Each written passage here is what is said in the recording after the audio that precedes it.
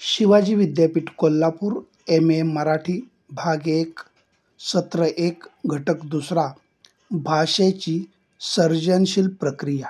पहिल्या घटकात आपण भाषेचे स्वरूप जाणून घेतले। या घटकात आपणास भाषेचा सर्जनशील वापर कसा आणि कोणकोणत्या माध्यमात करता येतो याचा तपशीलवार विचार करावयाचा आहे। भाषा ही माणसाच्या दैनंदिन व्यवहाराची गरज आहे। भाषा व्यवहारातून आपण परस्परांशी संवाद साधत असतो। अनेक माणसांचा मिळून होणारा समाज हा भाषा या माध्यमातून संघटित होत असतो। कोणतीही भाषा प्रथम बोलण्यात येते, मग त्या भाषेची लिपी बनवून ती लेखनात येते। भाषेची लिखित परंपरा फार तर 6000 वर्षे मागे नेता येते। समग्र लोकसाहित्य हा मौखिक परंपरेचाच आविष्कार आहे। दृकश्राव्यात्मकता हा मौखिक परंपरेचे महत्त्वाचे अंग आहे। मौखिक परंपरेतील भाषा अधिक नैसर्गिक व प्रवाही असते। एकंदरीत आपले सांस्कृतिक संचित भाषेद्वारे जतन केले जाते। एका पिढीकडून दुसऱ्या पिढीकडे सांस्कृतिक संचित संक्रमित करण्याचे महत्त्वाचे कार्य भाषेद्वारेच होते।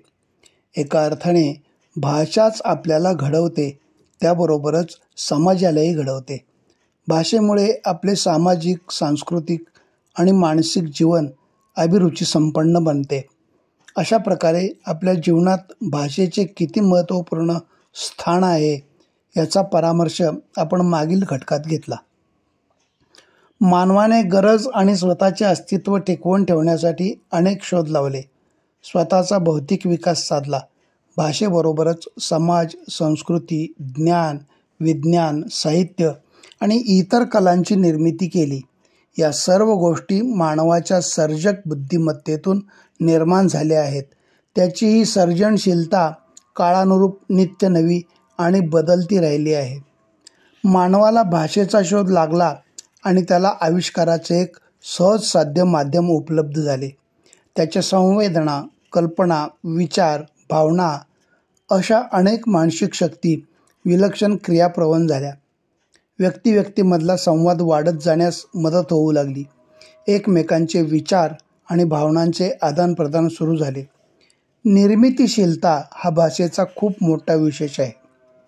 निवडक ध्वनींच्या वापरातून अमर्याद शब्द अथवा वाक्यांची निर्मिती करता येते। पूर्वी कधीही न उच्चारलेले अथवा ऐकलेले शब्द आपणास निर्माण करता येतात। सहजपणे शब्दजुळणी करून त्यातून असंख्य वेगवेगळ्या प्रकारची वाक्य तयार करता येतात। मानवी भाषेच्या या निर्मितीच्या मुळातच एक प्रकारची सर्जनशीलता दडलेली आहे। या सर्जनशीलतेचे स्वरूप आपण या घटकात समजून घेणार आहोत। सर्जनशीलता याचा अर्थ चाकोरीबाहेरचा नवा, कल्पकतापूर्ण विचार करण्याची क्षमता। सृजन आणि सर्जन यात भेद आहे। जी गोष्ट आपोआप सहजस्फूर्त असते त्याबाबत सृजन असा शब्द वापरात आहे।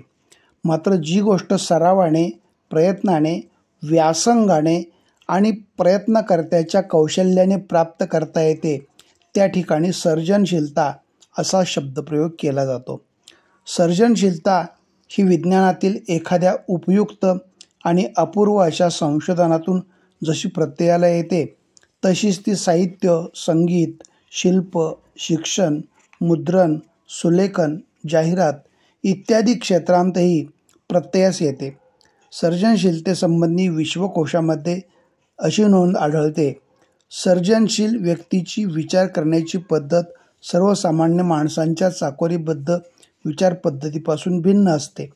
त्यामुळे भोवतालच्या परिस्थितीला त्याच्याकडून मिळणारे प्रतिसादही नवे आणि वेगळे असतात। अनेक नवनव्या अनोख्या कल्पना त्यांना सुचत असतात। या कल्पना एखाद्या अनिर्बंध प्रवाहाच्या वेगाने त्यांना सुचत असल्यामुळे कल्पनांचा अस्खलितपणा त्यांच्या ठायी असतो।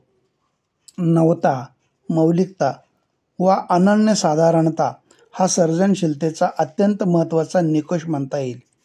एखाद्या समस्येचे अभिनव उत्तर शोधणे, एखाद्या भावनेची वा कल्पनेची नव्या शैलीने अभिव्यक्ती साधणे, एखादा नवा शोध लावणे यासारख्या कृतीतून ही मौलिकता व अनन्यसाधारणता प्रकट होते। मात्र केवळ मौलिकता, अनोखेपण हे निकष सर्जनशीलतेच्या संदर्भात पुरेसे नाहीत. मौलिकता ही वास्तवाशी अनुकूलन साधणारी असली पाहिजे. सर्जनशीलता हा शब्द संस्कृतमधील सृज या धातूपासून तयार झाला. सृज म्हणजे निर्माण करणे, त्यावरून सर्जनशीलता म्हणजे नवे निर्माण करण्याची शक्ती. सर्जनशीलता ही एक प्रकारची मानसिक शक्ती आहे. सर्जनशीलता या संकल्पनेत ठरीवपणा, तोचपणा आणि निश्चितता यांना अजिबात स्थान नसते. अज्ञानाचा शोध घेणे, मुक्तपणे अनुभव घेणे, जुन्या कल्पनांची मोडतोड करून नव्या कल्पना मांडणे किंवा कल्पनांमध्ये नवे नाते प्रस्थापित करणे, साचेबंदपणाला विरोध करून सतत वेगवेगळ्या मांडणीला प्रोत्साहन देणे, अशा कृती स्वाभाविकपणे सर्जनशील कृती ठरतात. सर्जनशीलता ही माणसाची मूलभूत प्रेरणा असून इतर सजीवांपेक्षा मानवी जीवन हे वेगळे ठरण्यासाठी ती अत्यंत महत्त्वाची गोष्ट आहे. सर्जनशीलता ही मानवी अस्तित्वाची खरी ओळख आहे. सर्जनशीलतेचे स्वरूप: स्वतःच्या भावभावनांना व्यक्त करण्यासाठी, विचारांची देवाणघेवाण करण्यासाठी, अनुभव मांडण्यासाठी मानव जेव्हा ध्वनींना भाषिक रूप देण्याचा प्रयत्न करीत होता, तेव्हा ती मानवाची प्रारंभिक भाषिक सर्जनशीलताच होती. भाषेबरोबरच माणसाने कला निर्माण केल्या, गरजांच्या पूर्तीसाठी अनेक भौतिक साधने निर्माण केली, कुटुंब, समाज, शासन यांसारख्या संस्था उभ्या केल्या. माणूस हा निर्मितीक्षम म्हणजेच सर्जनशील प्राणी आहे. म्हणूनच त्याने इतर प्राण्यांपेक्षा झपाट्याने स्वतःचा विकास करून घेतला. सामाजिक व्यवहारासाठी भाषा निर्माण झाली. भाषेचा वापर अनेक गोष्टींसाठी केला जातो. ती व्यवहारात वापरली जाते, शास्त्रीय वाङ्मयात वापरली जाते, त्याचबरोबर साहित्यासाठीही वापरली जाते. माहिती, संदेशवहन, संप्रेषण, लिहिणे, वाचणे याचबरोबर इतिहास, समाजशास्त्र व वैज्ञानिक शास्त्रामध्येही माणसाने विशिष्ट भाषेचा वापर सुरू केला आहे. लिखित रूपांमधून विचार, व्यवहार, शास्त्र, विज्ञान, कला, साहित्य यांची अभिव्यक्ती केली. परंतु या सर्वच लिखित रूपांच्या भाषेला सरसकट सर्जनशील भाषा असे म्हटले जात नाही. व्यवहाराची भाषा, वैचारिक भाषा, तार्किक व तात्विक भाषा, शास्त्र व विज्ञान यांची भाषा वाच्यार्थ प्रधान असते. तर सर्जनशील लेखकाची भाषा लवचिक, सौंदर्यपूर्ण, अनेकार्थी, व्यंगार्थयुक्त असते. ज्या ठिकाणी भाषेचा सौंदर्यपूर्ण व लवचिक वापर होत असतो तेथे सर्जनशील निर्मिती घडत असते. हे राजन गवस यांचे सर्जनशीलतेबाबतचे मत अधिक नेमके व सर्जनशीलतेबाबत स्पष्टता आणणारे आहे. आपण आपल्या अवतीभोवती उपजीविकेसाठी वेगवेगळी कामे करणारी माणसे बघतो, पण त्यांचे हे कष्ट रोजचेच आणि वरकरणी एकाच पद्धतीचे आहे असे वाटत असले तरी त्यांच्या कामामध्ये एक प्रकारचे सर्जनही दडलेले असते. उदाहरणार्थ, शेती करणारा शेतकरी शेतीची अवजारे घेऊन मशागत करतो, पण नांगरणी, पेरणीपासून अगदी धान्याची साठवणूक करेपर्यंत तो वेगवेगळ्या कल्पना लढवतो, सातत्याने वेगवेगळे शेतीत प्रयोग करतो, मशागतीच्या साधनांमध्ये सुधारणा करतो. अर्थातच त्याच्या या सर्व कृती म्हणजेच सर्जनशीलताच आहे. स्वयंपाकात अनेक रुचकर पदार्थ तयार करणारी स्त्री देखील सर्जनशील म्हणावी लागेल. नवनवे शोध ही शास्त्रज्ञांची सर्जनशीलता असते. शास्त्रज्ञाची सर्जनशीलता त्यांच्या प्रयोगशीलतेने, कल्पकतेने, प्रयत्नांनी आणि अभ्यासाने सिद्ध होते. सर्वसामान्य माणसाची सर्जनशीलता व्यावहारिक व सामाजिक गरजेतून निर्माण होते. एखादा शिल्पकार त्याचे चित्र प्रत्यक्षातील दृश्यांपेक्षा वेगळे असते, कारण चित्रकाराला वेगळे काही जाणवलेले असते. त्याची म्हणून एक जागा चित्रात दडलेली असते. शिल्पकारालाही वृक्ष अशा दगडात काही सौंदर्यपूर्ण आकार दिसत असतात. चित्रकार, शिल्पकार यांसारखे कलावंत नवीन निर्मिती करीत असतात, म्हणून त्यांच्या निर्मितीला सर्जनशीलता म्हणावे लागेल. थोडक्यात साहित्य, कला, विज्ञान आणि जीवनातील सामान्य व्यवहार अशा सर्व क्षेत्रात सर्जनशीलता कार्यरत असते. मानवाच्या अनेक कृती आणि उक्तीतून ती प्रकटत असते. सर्जनशीलता निव्वळ बुद्धिवंताजवळच असते असे समजण्याचेही काही कारण नाही. ती एखाद्या निरक्षर, कमी बुद्धी असलेल्या सर्वसामान्य माणसांकडे असू शकते. बुद्धिवंत हा सर्जनशील असू शकतो, पण प्रत्येक बुद्धिवंत सर्जनशील असेलच असे नाही. सर्जनशीलतेसाठी कोणत्याही घटनेकडे नव्या दृष्टिकोनातून पाहता येणे आणि नवे अर्थनिर्णय करता येणे ही प्राथमिक अट आहे. त्यासाठी बुद्धिवंत असणे वा नसणे, साक्षर आहे की नाही वगैरे गोष्टींची फारशी गरज नसते. सर्जनशीलतेसाठी प्रतिभास्वरूप दैवी देणगी असणे आवश्यक आहे. यासारखेही गैरसमज रूढ आहेत. परंतु नवा, कल्पकतापूर्ण विचार करण्याची क्षमता सरावाने आणि व्यासंगाने प्राप्त करता येते हे लक्षात घेतले पाहिजे. सर्जनशीलतेचे घटक.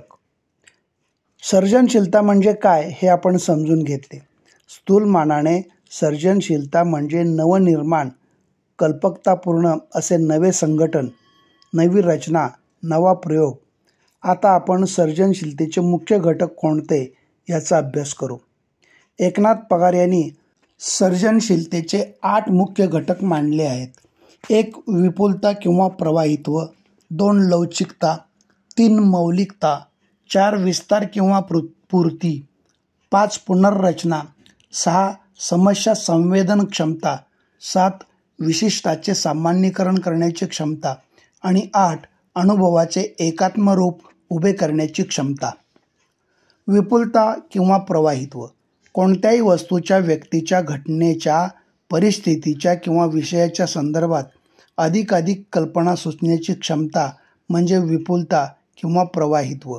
काही जणांना बोलताना एकाच शब्दासाठी अनेक प्रतिशब्द सहजपणे भरभरा आठवतात. काही जण हजरजबाबी असतात. कोणत्याही मुद्द्यावर सहजपणे त्यांना पटकन नवे काही सुचून जाते.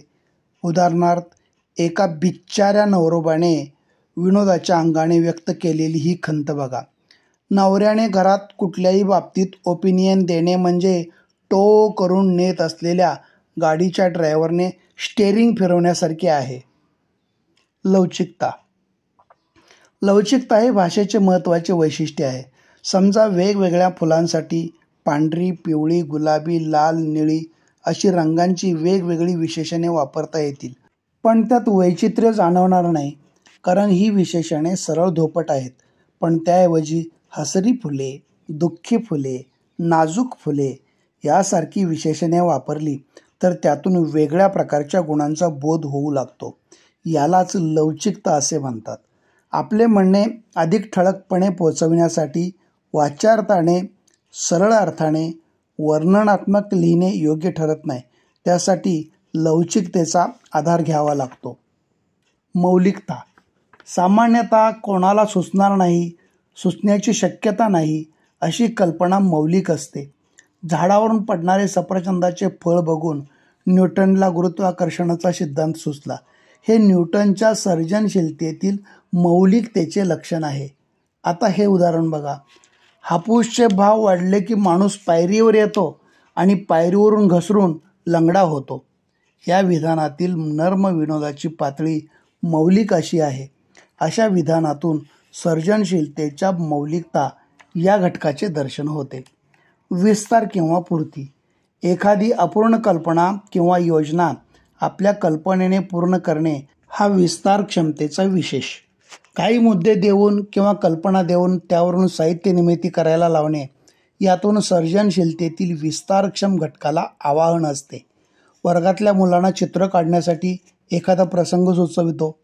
त्यावेळी प्रत्येकजण आपापल्या कल्पनेतील चित्र मूळ विषयाला धरून काढायला घेतो. प्राचीन काळात अनेक शिल्पांचे, मंदिरांची, किल्ल्यांची बांधकामे वर्षानुवर्षे, पिढ्यानपिढ्या चालत असत. मूळ आराखड्यात धक्का न लावता ती कल्पनाच पुढच्या पिढीने विस्तारत नेलेली असते. अशा प्रकारची सर्जनशीलता विषय विस्ताराच्या गुणधर्मामुळे शक्य असते. पुनर्रचना. सर्जनशीलता ही रूपांची, विचारांची किंवा कल्पनांची नवी मांडणी असते. रूप, कल्पना किंवा विचार यांचे अनेक पर्याय निर्माण करून पाहायचे ही आनंददायक क्रीडा पुनर्रचनेमुळे शक्य होते. एखाद्या खुल्या जागेत स्थापत्य विशारद इमारतीचे नकाशे बनवायला येतो, तेव्हा तो अनेक पद्धतीने इमारतीतील खोल्यांची आणि आकाराची मांडणी करून बघत असतो. अशा विविध रचना किंवा मांडणी म्हणजे पुनर्रचना होय. अनेक लोकप्रिय कवितांची आचार्य यात्री यांनी विडंबने केली आहेत. मूळ कविता हा सर्जनशीलतेचा आविष्कार आहेच, पण त्या कवितेचे मोठ्या खुबीदारपणे केलेले विडंबन हाही सर्जनशीलतेचाच नवा आविष्कार ठरतो. समस्या संवेदन क्षमता. समस्या संवेदन क्षमता म्हणजे कोणत्याही गोष्टीतील दोष किंवा उणिवा चटकन ध्यानात येण्याची क्षमता. वैद्यकीय सेवा देणाऱ्या डॉक्टरला रोग्याच्या प्रकृतीला बिघाड लक्षात येतात आणि तो उपचार करतो. समस्या डॉक्टरच्या लक्षात आली म्हणून डॉक्टर हाही सर्जनशील ठरतो. त्याचप्रमाणे संगीत, चित्र, साहित्य, कला यांचे समीक्षण करणारी मंडळीही सर्जनशीलच असतात. अनेक विनोदी लेखक, व्यंगचित्रकार, चित्रपट, नाटकात कॉमेडी करणारे विनोदी नट यांना समाजातील दोष, व्यंगे लक्षात येतात. मग ते आपल्या मिश्किल, खेळकर, उपरोधिक शैलीत अशा प्रकारच्या व्यंगावर प्रहार करतात. या मंडळींकडे समस्या संवेदन क्षमता आहे म्हणूनच ते समाजातील विसंगती उघड करतात. विशिष्टाचे सामान्यीकरण करण्याची क्षमता. आपल्या व्यक्तिगत खाजगी अनुभवांचे खाजगीपण घालवून त्या अनुभवांचे सार्वत्रिकरण आणि सामान्यीकरण करता येणे हा सर्जनशीलतेचा आणखी एक महत्त्वाचा विशेष आहे. प्रसिद्ध कादंबरीकार श्री ना. पेंडसे यांना नियमितपणे रोजनिशी लिहिण्याची सवय. 35 वर्षांहून अधिक काळ रोजनिशी लेखन केल्यावर या रोजनिशीतल्या नोंदीवरून त्यांना नव्या लेखनाची उर्मी वाटली. ते भराभर लिहू लागले. या लेखन प्रक्रियेतून त्यांची लव्हाळी ही कादंबरी आकारास आली. म्हणजेच रोजनिशीतल्या मौलिक अनुभवातले खाजगीपण संपवून श्री ना. पेंडसे यांनी त्याला कादंबरी रूप देताना या अनुभवांचे सामान्यीकरण केले आहे. अनुभवाचे एकात्म रूप उभे करण्याची क्षमता. कोणत्याही कलेची निर्मिती ही सुरुवातीच्या टप्प्यावर धूसर आणि विस्कळीत स्वरूपात असते. कलेचे अंतिम रूप कसे असणार याविषयीही कलावंताच्या मनात संभ्रम असतो.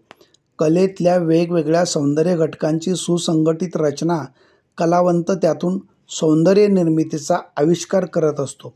सुरुवातीच्या टप्प्यातील कलाविष्कारात हळूहळू स्पष्टता येत जाते आणि कलेचे स्पष्ट चित्र समोर येऊ लागते.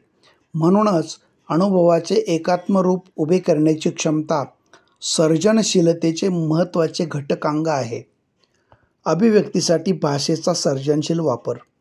मनुष्य जैविक पातळीवरील देवघेवीपुरते ध्वनी निर्माण करून निव्वळ संप्रेषणाची गरज भागवत नाही, तर या जैविक गरजांच्या पलीकडे जाऊन विचारांची, भावनांची देवघेव करण्याची क्षमता असणारी भाषा निर्माण करतो.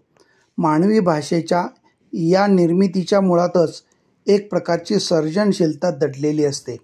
आपली दैनंदिन व्यवहार भाषा ही निव्वळ संज्ञापनाच्या गरजा भागविणारी असते. मात्र भाषेचा सर्जनशील वापर करून सूचक व नवे अर्थसंदर्भ निर्माण करण्याकडे मनुष्याचा कल असतो. भाषेच्या अशा प्रकारच्या वैशिष्ट्यपूर्ण वापरामुळे त्याला आनंद मिळतो. भाषेच्या सर्जनशील वापराला भोवतीच्या पर्यावरणाचे, आंतरिक दबावांचे असे अनेक संदर्भ असतात. त्यातील व्यामिश्रतेमुळे भाषेचे स्वरूप सातत्याने बदलत असते. चॉम्स्की म्हणतो, मानवाला उपजत काही भाषिक क्षमता असल्या तरी त्याचे व्यक्तिमत्व भाषेतून आकारत असते. इतकेच नव्हे तर सभोवतालच्या वास्तवाला सामोरे जाताना त्या वास्तवाचा परिचय तो भाषेद्वारेच करून घेत असतो. भाषाबाह्य वास्तवाचा अर्थ लावणे त्याला अवघड असते. अशा वेळी तो नवीन भाषिक रूपे जन्माला घालत असतो. त्यामुळे मानवाच्या जडणघडणीमध्ये भाषेचा वाटा महत्त्वाचा असतो. म्हणूनच मानवाचे व्यक्तिमत्व तयार नसते, तर ते भाषेप्रमाणे घडत असते, असे लंका म्हणतो. भाषेद्वारे आकारणारे व्यक्तिमत्व भाषेद्वारेच व्यक्त असते. त्याच्या भाषिक अभिव्यक्तीमध्ये त्याचे असे काही हेतू दडलेले असतात. म्हणूनच भाषा हा मानवाच्या अंगाचा प्रकाश आहे, असे दिलीप पुरुषोत्तम चित्रे म्हणतात. हा प्रकाश हीच मानवाची ओळख असते. या प्रकाशाच्या अवकाशात तो भाषेशी खेळत असतो. या खेळातून त्याचे जीवन आणि पर्यायाने त्याची जीवनावश्यक धारणा आकारत असते. या सर्व धारणा वाङ्मयीन अभिव्यक्तीशी आणि सर्जनशीलतेशी थेटपणे संबंधित असतात. थोडक्यात सांगायचे तर भाषेचा सौंदर्यपूर्ण व परिणामकारक वापर करणे ही भाषिक सर्जनशीलता होय. सर्जनशीलता ही दैवी देणगी नसून ती सर्वांजवळ असते. फक्त स्वतःजवळ सर्जनशीलता आहे याची अनेकांना कल्पना नसते. या बाबतीत एक साधे उदाहरण सांगता येईल. आपली आजी गोष्ट सांगते तेव्हा ती एकीकडे कथानक रचत असते आणि रसाळपणे ती कथन करत असते. आजीच्या कथनात भाषेचा सर्जनशील वापर होत असतो. वाक्यांची रचना, कल्पना व भावना यांचा संयोग, कल्पनेच्या आधारे कल्पित विश्वाची निर्मिती, वाक्यरचनेतून निर्माण होणारे नादसौंदर्य, वर्णनातले तपशील, संवाद, नाट्यमयता, अनुभवाची रूपकात्मक मांडणी अशा अनेक गोष्टींमुळे आजीची कथा ललितरम्य बनते. आजीच्या गोष्टीला सर्जनशीलतेचे मूल्य प्राप्त होते. आपण अशा भाषिक कृती जाणते अजाणतेपणी करीत असतो. अभिव्यक्तीसाठी भाषेच्या अशा सर्जनशील वापरासाठी आपण कुणी लेखक, कवी झालेलो नसतो. आजीलाही तसे काही वाटत नसते. भाषेच्या सौंदर्यपूर्ण क्रीडेत आपण रममाण होऊ शकतो. भाषेच्या सर्जनशील वापरातून नवनिर्मितीचा आनंद मिळतो. स्वतःमधील अभिव्यक्ती क्षमता विकसित करू शकतो. भाषेचा वापर करणारी सर्वच माणसे कमी जास्त प्रमाणात सर्जनशील असतात. व्यक्तीच्या अभिरुची, संस्कार, त्या विशिष्ट भाषिकांची सांस्कृतिक पातळी, बाह्य परिस्थिती, संदेशनाचा हेतू यावर सर्जनशीलता अवलंबून असते. अलंकार, प्रतिमा, रूपके, दृष्टांत, म्हणी, उच्चारातील नाद, आघात यांचा वापर करून दैनंदिन भाषाव्यवहार सर्जनशील होत असतो. दृकश्राव्य आणि सादरीकरणाच्या कलांमध्ये विविध पातळ्यांवर भाषेचे सर्जनशील रूप कसे बदलत जाते हे अभ्यासणेही महत्त्वाचे ठरते. भाषा आणि विविध कलामाध्यमे. भाषेचे मूळ बोलीरूप आणि नंतरचे लिखित रूप यापुढे जाऊन भाषा आज नवनव्या माध्यमात उपयोजली जात आहे. ध्वनिफिती, ध्वनिचित्रमुद्रण, विविध प्रकार, तारायंत्र, नभोवाणी, संगणक इत्यादी नवनवी उपकरणे यात भाषेचे आरेखन वेगवेगळ्या प्रकारे होत असते. आकाशवाणी, दूरदर्शन, वृत्तपत्रे, चित्रपट, इंटरनेट ही आधुनिक म्हणजे गेल्या 100-150 वर्षात विकसित झालेली प्रसारमाध्यमे आहेत. या प्रत्येक माध्यमाचे स्वरूप वेगळे आहे. अर्थात प्रत्येक माध्यमाची स्वतःची गरज व त्याचे वेगळेपण म्हणून भाषेच्या सर्जनशीलतेचा स्तर बदलत गेला आहे. पारंपरिक लोककला, नाटक, लोकनाट्ये या पारंपरिक दृकश्राव्य कला आहेत. आज प्रत्येकाच्या हातात मोबाईल दिसतो. मोबाईलवरून SMS पाठवणे, व्हॉट्सअपवरून संवाद साधणे यासारख्या संप्रेषणातही सर्जनशीलतेची कितीतरी आविष्कार रूपे बघायला मिळत आहेत. पण ही आविष्कार रूपे पारंपरिक दृकश्राव्य कलेतल्या भाषिक आविष्कार रूपांपेक्षा एकदम बदलून गेलेली आहेत. मानवी संस्कृतीच्या विकासात मुद्रित साधनांनी महत्त्वाचे योगदान दिलेले आहे. पण त्याच्या काही अंगभूत मर्यादा होत्या. मुद्रित माध्यमे ही साक्षरांचीच मक्तेदारी होती. ती उणीव दूरदर्शन, आकाशवाणी आणि काही अंशी मोबाईलसारख्या माध्यमांनी भरून काढली. साक्षर, निरक्षर, गरीब, श्रीमंत, लहान मुले, वृद्ध असा कोणताही भेद न करता ती आबालवृद्धांमध्ये कमालीची लोकप्रिय झाली. गंमत अशी आहे की लोकनाट्य किंवा पारंपरिक लोककलांसाठी साक्षर असण्याची अट नव्हती. मुद्रित माध्यमांसाठी साक्षर असण्याची प्राथमिक अट आली. पुन्हा खूप मोठी क्रांती झालेल्या आजच्या दृकश्राव्य माध्यमांचा आनंद घेण्यासाठी आता साक्षर असण्याची अट संपत चालली आहे. भाषेच्या पातळीवर साक्षर, निरक्षर हे भेदाभेद संपून चाललेत असे या माध्यमाने एक प्रकारे ठळक केले आहे. पण साक्षरता अक्षर ओळखीची आवश्यकता नसली तरी कॅमेरा किंवा इतर तंत्रज्ञानाची माहिती असणे आवश्यक ठरते आहे. भाषेच्या सर्जनशील प्रक्रियेस माध्यमांचे बदलत गेलेले रूप हा मुद्दाही विचारात घेणे अपरिहार्य ठरतो. प्रत्येक माध्यमाची काही बलस्थाने तर काही मर्यादा आहेत. प्रत्येक माध्यमाच्या भाषेचे स्वरूप वेगळे आहे. दूरदर्शनसारख्या दृकश्राव्य माध्यमात छोट्या पडद्यावर दृश्य प्रत्यक्षात पाहणे व ऐकणे याला आपोआपच महत्त्व असते. चित्रात्मकता हे दूरदर्शनचे वैशिष्ट्य असते.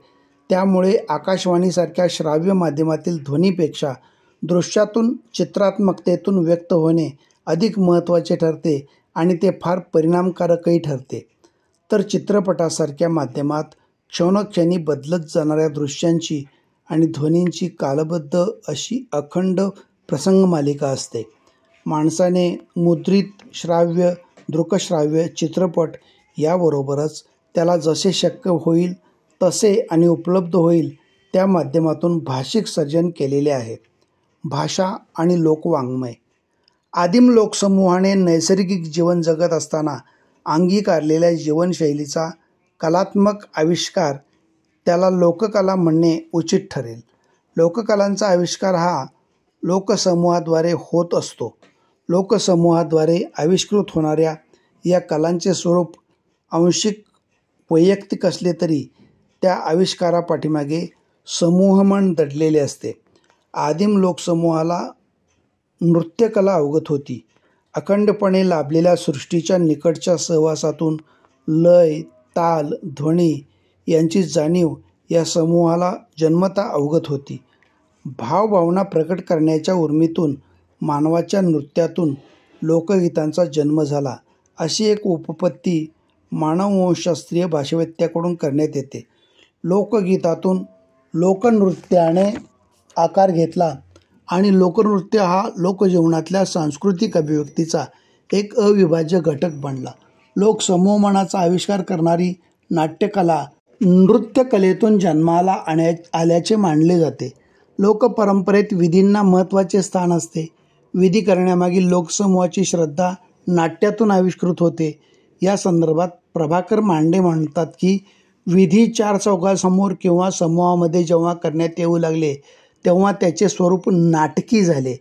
याजकाच्या वागण्यात, हालचालीत प्रेक्षकांच्या जाणीवेमुळे स्वाभाविकता कमी होऊन याला नाटकी म्हणता येईल असा भाग येऊ लागला. विधींमध्ये जेव्हा याजकाचे अव्यक्तीकरण होऊन तो दुसऱ्याची भूमिका घेतो त्यावेळी हा विधी नाट्याच्या स्वरूपाचा बनतो. यातील नाट्यात्मकतेचा भाग स्वतंत्रपणे विकसित होतो. विधीबरोबर एखादी मिथक कथा सांगितली जाते. हीच मिथक कथा प्रत्यक्ष घडलेली दाखवली जात असे. यातूनही नाट्याचा उगम झाला असावा अशी मते मांडण्यात येऊ लागली आहेत. पुढच्या काळात रंजन, लोकश्रद्धा व उद्बोधन या प्रेरणांमधून लोकनाट्य जन्मले. मानवी जीवनातील व्यवहाराबरोबरच कथा, गोष्टी व कहाण्या चालत आलेल्या आहेत. लोकसांस्कृतिक जीवनाचे कल्पक, अद्भुतरम्य, रंजक व नीतिपर दर्शन घडविणे हे लोककथेचे सर्वसाधारण प्रयोजन आहे. त्याबरोबरच हर्ष, खेद, विरह, भय, रक्षण, शरण अशा भावावस्था साकार करताना लोकगीते गुंफली गेली असावीत. मनाच्या उत्कट अवस्थेला मानवाने उत्स्फूर्तपणे निसर्गरूपांना व निसर्गघटित अनुभूतींना नादलयीमध्ये शब्दबद्ध केले असेल. एकंदरीत लोकनाट्य, लोककथा व लोकगीतांबरोबरच चित्रकला, संगीतकला, नृत्यकला, वास्तुशिल्पकला यातून सामूहिकता आणि श्रद्धाभाव या तत्त्वांच्या आधाराने लोककलाविष्कार प्रकटत गेला. लोकवाङ्मय ही समाजाची निर्मिती असते. संपूर्ण लोकसमाजाचा अनुभव घेण्याची रीत व तो व्यक्त करण्याची पद्धती यांचा प्रातिनिधिक नमुना लोकवाङ्मय असते. जागर, गोंधळ, तमाशा, बोहडा, रामलीला, भावई असे काही प्रयोगसिद्ध लोककला प्रकार दिसतात. तर शाब्द माध्यमाद्वारे अभिव्यक्त होणाऱ्या लोकसाहित्यात लोकगीते, लोककथा, लोककथागीते, लोकनाट्य अशा काही लोकसाहित्य प्रकारांचा समावेश करता येईल. लोककथा आणि लोकनाट्ये हे संपूर्ण मनोरंजनपर लोकसाहित्य प्रकार आहेत. लोकमानसातील पिढ्यानपिढ्यांचे अनुभव आणि भाषेचा चपखल उपयोग म्हणी आणि वाक्प्रचारातून बघायला मिळतो. तर प्रतिमासृष्टी, भावाभिव्यक्ती विचारसौंदर्य, काव्यात्मकता आणि भाषेचा वापर अशा सर्वच अंगांनी लोकगीते समृद्ध दिसतात. गीतात्मकता व स्वरप्रधानता ही लोकगीतांची अंगभूत लक्षणे आहेत. मधुकर वाकोडे लोकवाङ्मयाच्या भाषिक आविष्काराचे वेगळेपण नोंदवताना म्हणतात, लोकवाङ्मय मौखिक भावाविष्कार आणि पारंपरिक लोकनाट्य शैली परंपरेशी अंतर राखणारी पण कालसापेक्ष घडामोडी उरीपोटी सांभाळणारी अत्यंत प्रवाही अशी एक समांतर धारा आहे. या धारेला स्वतःचा असा घाट आणि स्वतःची वहिवाट आहे. अभिजात परंपरेत सामान्य लोकांना अवनत आणि अभिजनांना उन्नत बनविण्याचा सुनियोजित प्रयत्न असतो. तथाकथित कृत्रिम कलात्मकता विरुद्ध बावनकशी प्राकृतिकता असा हा मूळचा संघर्ष आहे. वस्तुतः अशिष्ट कला याच अभिजनांच्या स्वीकाराने शिष्ट बनत असतात. संस्कृत साहित्यात ज्या स्त्रियांना खेडवळ मानले त्याच अनामिकांची उत्कट अभिव्यक्ती म्हणजे लोकवाङ्मय. सर्वसामान्य स्त्री-पुरुषांचे पैशाची, मागदी, अभिरी, अपभ्रंश भाषेतील संवाद, तर उत्तम कोटीतील स्त्री-पुरुषांचे संस्कृत भाषेतील व्यवहार असा दुहेरी मापदंड अभिजात परंपरेत होता. या शिष्ट परंपरेविरुद्ध अशिष्टांची स्वतःची अशी एक लोकछंद परंपरा निर्माण केली.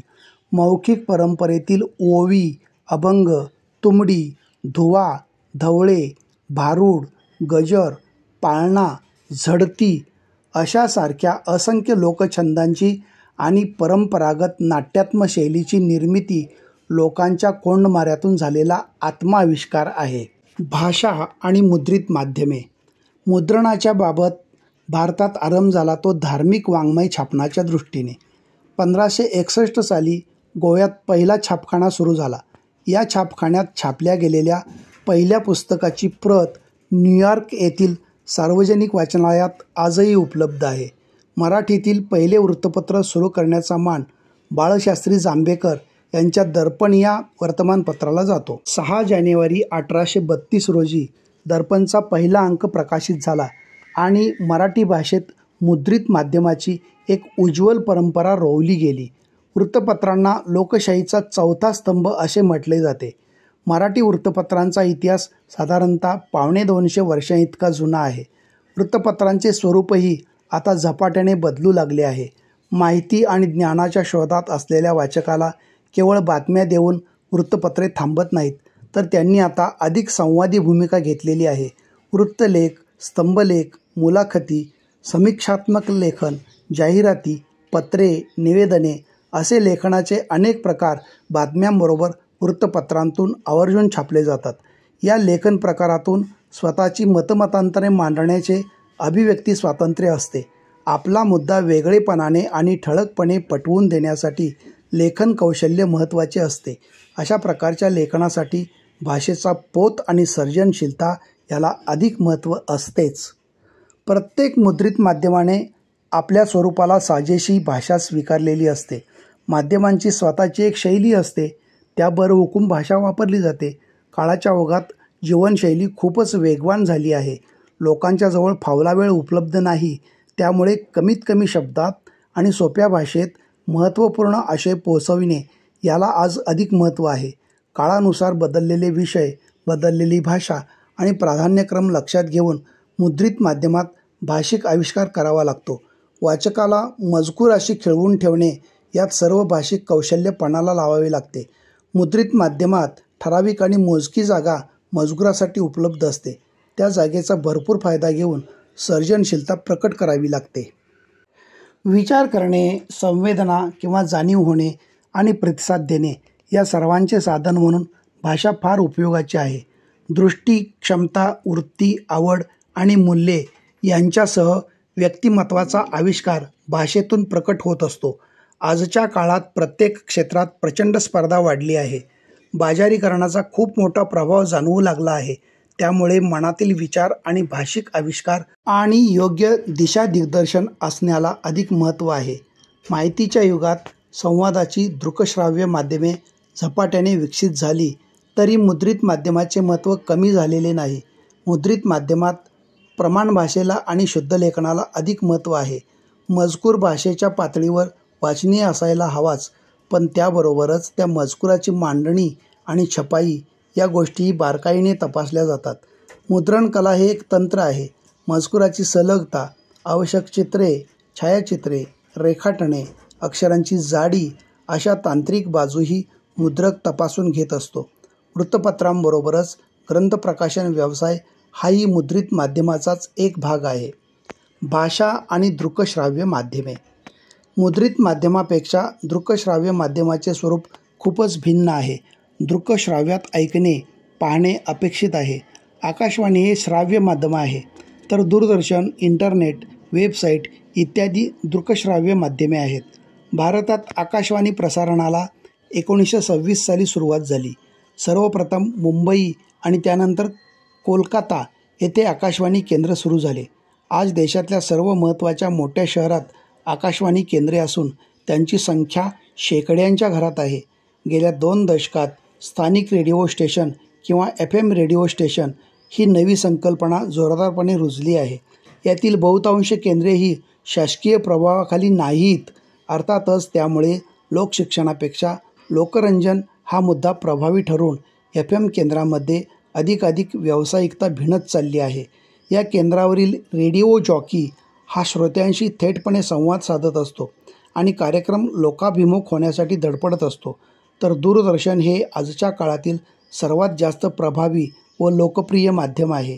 दूरदर्शनला आपण दृकश्राव्य माध्यम म्हणत असलो तरी दृश्यरूपावर भर देणारे हे माध्यम आहे. जगाच्या तुलनेत भारतात दूरचित्रवाणीचे आगमन तसे उशिराच झाले. 15 सप्टेंबर 1959 रोजी नवी दिल्लीतल्या संसद मार्गावरून दूरदर्शनचे पहिले प्रायोगिक प्रसारण केले गेले. 1972ला संपूर्ण देशातले दुसरे दूरदर्शन केंद्र मुंबईला सुरू झाले. मनोरंजन आणि ज्ञान या 2 गोष्टींसाठी उपलब्ध असणाऱ्या दूरदर्शनने समाजाची जीवनशैलीच बदलून टाकली आहे. वृत्तपत्र, आकाशवाणी या माध्यमांप्रमाणे दूरचित्रवाणीसाठी मोकळेपणाने लेखन करता येत नाही. कारण निव्वळ संहिता लिहून झाली की तिथे निर्मिती प्रक्रिया थांबत नाही, तर या लिखित संहितेला साधन म्हणून उपयोगात आणून पुन्हा नव्याने दृश्य स्वरूपात मांडावे लागते. इथे केवळ शब्दांऐवजी दृश्यांतून अभिव्यक्ती करण्याची पद्धती अवलंबावी लागते. त्यामुळे या माध्यमाचा वापर करणाऱ्यांना या माध्यमाची ताकदीची, अभिव्यक्तीची आणि तंत्रासहित दर्शकाला अपेक्षित असलेल्या सर्वांग परिपूर्ण अनुभवाची कल्पना स्पष्टपणे असावी लागते. या माध्यमात काम करताना यंत्रांच्या साहाय्याने आपल्या मनातला म्हणजेच संहितेतला आशय चित्रमुद्रित व ध्वनिमुद्रित करणार आहात याची सातत्याने जाणीव ठेवावी लागते. चित्रमुद्रण करणारा कॅमेरा, ध्वनिमुद्रणातील परिणामकारकता, प्रकाशयोजना वगैरे अशा अनेक तांत्रिक बाबींचे पक्के ज्ञान असावे लागते. इतर माध्यमात आतापर्यंत विचारपद्धती आणि अभिव्यक्तीची पद्धती शब्दप्रधान होती, पण दृकश्राव्य माध्यमात शब्दांना कमी महत्त्व दिले जाते आणि दृश्य या गोष्टीला अधिक प्राधान्य असते. त्यामुळे दृकश्राव्य माध्यमात भाषिक सर्जन दृश्यातून विचार करण्याच्या पद्धतीतून चालत असते. आता एक उदाहरण बघू. शिक्षिका म्हणून काम करीत असलेल्या अश्विनीला आज पावसामुळे शाळेत पोचायला उशीर झाला. एका वाक्यात नोंदविलेली ही घटना मुद्रित माध्यमात, श्राव्य माध्यमात आणि दृकश्राव्य माध्यमात वेगवेगळ्या प्रकारे नोंदविली जाते. ही अश्विनी नावाची स्त्री काय वयाची आहे? ती कुठे राहते? तिची शाळा तिच्या घरापासून किती अंतरावर आहे? ती शाळेला कशी जाते? चालत जाते की बसने जाते? स्वतःच्या दुचाकीने जाते? असे अनेक प्रश्न उभे करून मुद्रित माध्यमात त्या अनुषंगाने अनेक गोष्टी लिहिता येतील. भरपूर तपशील देण्यासाठी वाक्यामागून वाक्य मांडता येतील. हा मजकूर नीरस आणि निव्वळ तपशिलाचाच वाटू नये म्हणून आणखीन काही बाबी घेता येतील. शाळेला वेळेत पोहोचण्यासाठीची तिची लगबग, बस स्टॉपवरील गर्दी, छत्री किंवा पायातली चप्पल तुटणे, पावसाने अंगावरील कपडे भिजणे, पावसाची वर्णने, रस्त्यावरील पाणी वाहणे वगैरे वगैरे. पण हीच घटना श्राव्य माध्यमातून श्रोत्यांसमोर मांडताना आपल्यासमोर लिखित संहिता आहे तशी वाचून दाखविणे हा एक पर्याय राहतो. पण श्राव्यातील परिणामकारकता वाढविण्यासाठी रस्त्यावरील गर्दीचा गोंगाट, बसगाड्यांचा आवाज, पावसाची रिपरिप पडण्याचा ध्वनी अशा इतर काही गोष्टींचा आधार घ्यावा लागेल. तर दृकश्राव्य माध्यमात शिक्षिका म्हणून काम करीत असलेल्या अश्विनीला आज पावसामुळे शाळेत पोचायला उशीर झाला या वाक्यातल्या एकेका शब्दासाठी एकापेक्षा अधिक दृश्ये प्रेक्षकांसमोर ठेवावी लागतात. अश्विनी ही बघितल्यावर शिक्षिका असल्यासारखी वाटली पाहिजे. यासाठी त्या स्त्रीचा पोशाख, मेकअप, केशरचना, भाषा, देहबोली या गोष्टींवर विचार केला जातो. पाऊस, बसस्टॉप, घर, शाळा, रस्ता, गर्दी अशा अनेक गोष्टींना कॅमेऱ्याच्या चौकटीत टिपले जाते. दृश्य आणि ध्वनी यांची सांगड घालून दृश्यातली परिणामकारकता वाढविली जाते. या सर्व गोष्टी लिहिणाऱ्याच्या कल्पनाशक्तीवर अवलंबून असतात. अशा संहिता लेखनात प्रेक्षकांशी थेट संवाद साधणाऱ्या भाषेलाही अधिक महत्त्व असते. प्रेक्षकाचे बघणे व ऐकणे अशा दोन्ही क्रिया एकाच वेळी सुरू राहिल्याने त्याचे अवधान दुहेरी असणार आहे. अशा वेळी कानावर पडणारी भाषा क्लिष्ट व बोजड किंवा संवाद अकारण अलंकारिक असतील तर त्याच्या आकलनावर ताण पडेल आणि तो त्रासून जाईल. त्यामुळे त्याच्या आस्वाद प्रक्रियेत रसभंगता येईल. त्यामुळे दृकश्राव्य माध्यमातील सर्जनाची भाषा साधी, प्रवाही असणे आवश्यक ठरते. भाषा आणि सिनेमा माध्यम. सिनेमा हे एक प्रकारे दृकश्राव्य माध्यम असले तरी त्याचे तंत्र खूपच वेगळ्या पद्धतीचे आहे. चित्रपट हा सुट्या सुट्या दृश्यांच्या तुकड्यांचा पट असतो. हे तुकडे एकापुढे एक जोडून त्यातून सलग प्रसंगांची लय साधली जाते. भाषेत जसा विरामचिन्हांचा, परिच्छेदांचा वापर असतो त्याप्रमाणेच चित्रपटात दृश्यांची मालिका आणि त्यांना सहाय्यभूत ठरणारी ध्वनिरचना असते. त्यांच्यातल्या प्रत्येकीचा परिणाम वेगवेगळा असतो. त्यांच्या एकत्रित जोडणीतून चित्रकथा आकारास येते. चित्रपटामार्फत होणारे संज्ञापन हे पडद्यावरील प्रतिमा व ध्वनी योजना यामुळे होते. तर भाषिक संज्ञापन हे प्रत्यक्ष किंवा अप्रत्यक्ष असू शकते. प्रख्यात विनोदी अभिनेता चार्ली चॅप्लिन यांचे सर्व चित्रपट मूक या गटातील आहेत. चित्रपटात आपणास कोणतेही संवाद ऐकायला मिळत नाहीत, पण चित्रपटात चित्रित झालेली दृश्ये, नट मंडळींचा अभिनय, दृश्यांच्या जोडणीतून उलगडत जाणारे कथानक अशा गोष्टींमुळे संवादांचा अभाव जाणवत नाही. चित्रपटासाठी पटकथा लिहावी लागते. पटकथा हा चित्रपटाचा आत्मा आहे. पडद्यावर घडणारी प्रत्येक गोष्ट कशी घडेल ते सविस्तर लिहिणे म्हणजे पटकथा. त्यामुळे पटकथेत प्रत्येक गोष्टीचे बारीक सारीक तपशील दिले जातात. कथा कशी घडते, त्यातले प्रसंग कोणते, त्याची माहिती द्यायची, ध्वनीचा वापर कसा आणि कुठे करायचा, संगीत कुठे वापरले पाहिजे, अशा एक ना अनेक गोष्टी पटकथेत नोंदवाव्या लागतात. पटकथा म्हणजे कॅमेऱ्याच्या दुर्बिणीला आधारभूत मानून केलेला भाषिक आविष्कार असतो. चित्रपटाची भाषा ही खरे तर कॅमेऱ्याचीच भाषा असते. अगदी साधा उदाहरण घेऊन या. समजा ती त्याच्यावर रागवली असं एक साधं वाक्य तुमच्या कथेत आहे. लिहिताना लेखक सहजच ते लिहून गेलाय आणि वाचताना वाचकालाही रागवली म्हणजे नेमकं काय झालं ते कळतंय. आता वाचकाला कळतंय म्हणजे नक्की काय होतं, तर प्रत्येकजण आपापल्या पद्धतीने, अनुभवाने किंवा कल्पनेने तिच्या रागावण्याचे मनातल्या मनात चित्र उभे करतो आणि समजून घेतो. पण हेच जर पडद्यावर आणायचं असेल तर जी कल्पना प्रत्येकाच्या मनातच आहे तिला वास्तवात उतरवायचं मोठं काम होऊन बसतं आणि हे अवघड आहे. अवघड यासाठी की कदाचित रागावण्याचा अर्थ 1000 वाचक अक्षरशः 1000 प्रकाराने लावतील आणि तुम्ही दाखवलेला एक अर्थ त्या सगळ्या 1000 वाचकांना आपला वाटला पाहिजे, कारण त्या रागावण्याला मूर्त रूप देण्याचं काम तुम्ही करणार आहात. आता आली का पंचायत, कारण तिला त्याच्यावर शब्दशः 1000 प्रकाराने रागावता येईल की नाही. मग तुमच्या कथेत ती त्याच्यावर कशी रागावेल? नुसत्या डोळ्यांनी संताप व्यक्त करेल, बोलेल, चिडेल, मी रागावले आहे असं स्पष्ट शब्दात सांगेल, की अत्यंत त्रयस्थ आणि शांत चेहरा ठेवेल? काय करेल? पुन्हा एकदा या प्रश्नांचं उत्तर आपलं पात्ररेखन देऊ शकेल. ती त्याच्यावर रागावेल कशी? तर त्यापूर्वी आपण तिला जशी प्रेझेंट केली आहे तशीच. आक्रस्ताळी असेल तर चिडेल, ओरडेल. शांत संयमी असेल तर चेहरा शांत पण रागावणं आवरून धरलेला असा इत्यादी. मात्र हे सगळं पटकथाकाराला व्हिज्युअलाइज करावं लागतं आणि लिहावं लागतं. सारांश. भाषेच्या निर्मितीच्या मुळातच सर्जनशीलता दडलेली आहे. सृजन आणि सर्जन यात फरक आहे. सृजनातील निर्मिती ही सहजस्फूर्त आणि नैसर्गिक असते. मात्र जी गोष्ट सरावाने, प्रयत्नाने, व्यासंगाने आणि कौशल्याने प्राप्त करता येते त्यामागे सर्जन असते. सर्जनशीलता याचा अर्थ चाकोरीबाहेरचा नवा, कल्पकतापूर्ण विचार करण्याची क्षमता. सर्जनशीलता ही एक प्रकारची मानसिक शक्ती आहे. सर्जनशीलता या संकल्पनेत ठरीवपणा, तोचपणा आणि निश्चितता यांना अजिबातच स्थान नसते. सर्जनशील लेखनाची भाषा लवचिक, सौंदर्यपूर्ण, अनेकार्थी आणि व्यंगार्थयुक्त असते. सर्जनशीलता निव्वळ बुद्धिवंताजवळ असते असे समजण्याचे कारण नाही.